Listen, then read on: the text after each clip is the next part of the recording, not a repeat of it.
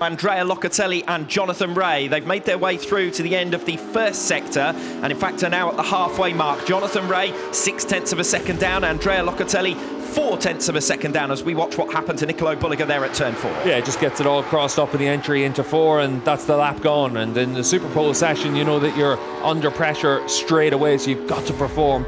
On his next lap, we'll see what Bulliger can do. He's got a personal best sector through sector 1. And when Bulliger's really riding well, it looks so easy for him on that bike. Very relaxed on it. And the lap time just generated for him.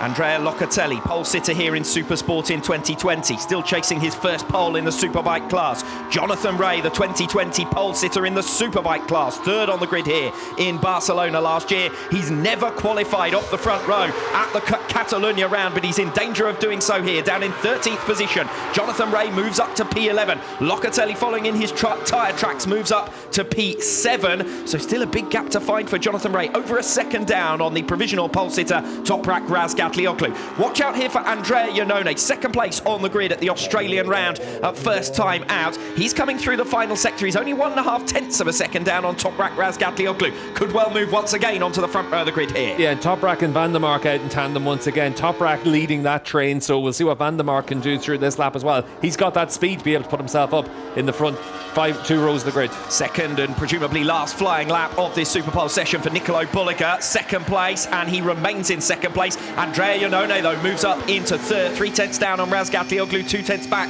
from Nicolo Bulliger. At the moment, it's Sam Lowe's ahead of Alex Lowe's on the second row of the grid, and Remy Gardner as well. But watch out for Michael van der Mark. He lost his first lap due to track limits at turn 13. This time around, he's hoping to get a clean lap to move himself up onto the front 2 rows of the grid. Michael van der Mark hasn't been on the front 2 rows of a Superbike grid since Portimao 2021. He's got an opportunity here to challenge for the front row, let alone the second row. Van der Mark down in P11. Razgat Lioglu crosses the line, remains P1, another 1 minute 39.5. Van der Mark crosses the line, a new personal best of 1:39.947. So in the ballpark of what he set on that deleted lap, half a second down on Razgat Lioglu, enough for P4. And considering that Van der Mark was an average 13th on the grid last season, the fact that he's up in 4th position is very good news for the Dutchman indeed. Yeah, let's keep an eye on the last 30 seconds of who's a little bit out of position. Locatelli in 9th, Bautista in 11th as well. So Alvaro now we catch up with just about halfway through this lap, needs to have a good second half to be able to put himself up onto the front 2 rows of the grid. Yeah, session over for Andrea Iannone behind Bautista. He's 4 seconds down on this lap, so he's bailed out of it. Bautista, though, looking for an improvement. 11th position as things stand. It's not looking like a big enough improvement to move himself right up the order. He's half a second down after 3 completed sectors. Alvaro Bautista, last year's Superpole Award winner, took 4 pole positions in 2023. He loves this circuit. He was 3rd on the grid here with Honda in the inaugural Catalunya round and pole sitter here last year, but he's up against it in 2024, improves his time and takes the checkered flag, but still down in 11th position. So Bulliger up in 2nd, Bautista down in 11th, and the head-to-head between the 2 of them is stacked in favour of Bulliger at the start of this weekend. Yeah, and for Alvaro Bautista, that's a disaster to be on the 4th row of the grid here.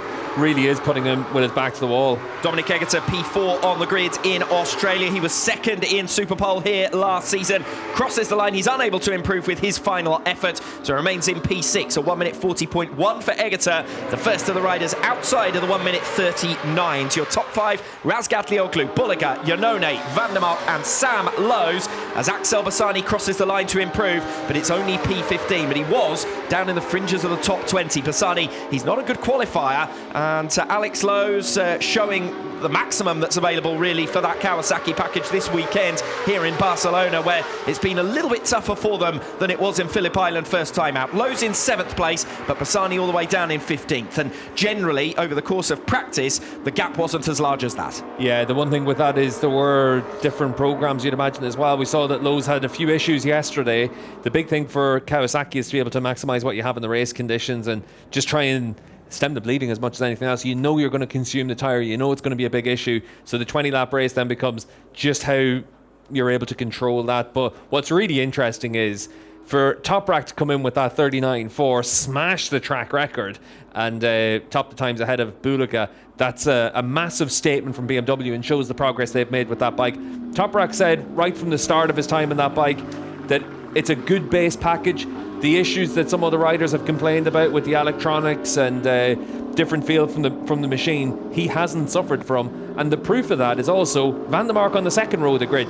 If you think back to this time last year, Mikey was the leading BMW rider. He'd spent the winter developing that package, and then we went to Assen for the third round of the championship, and he had a massive crash and left himself with a broken leg and suffered from that all the way through the season.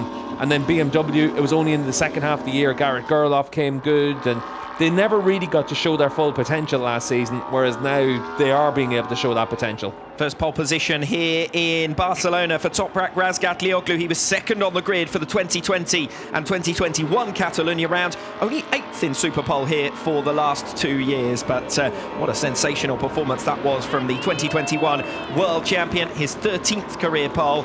The others all on Yamaha machinery. This is his first with BMW, not the first BMW pole position here in Barcelona. Of course, Tom Sykes has beaten him to the post on that particular one, but fast pace, as you can see along the bottom of your screen there, with that new lap record, faster even than we went in the supported test a week ago.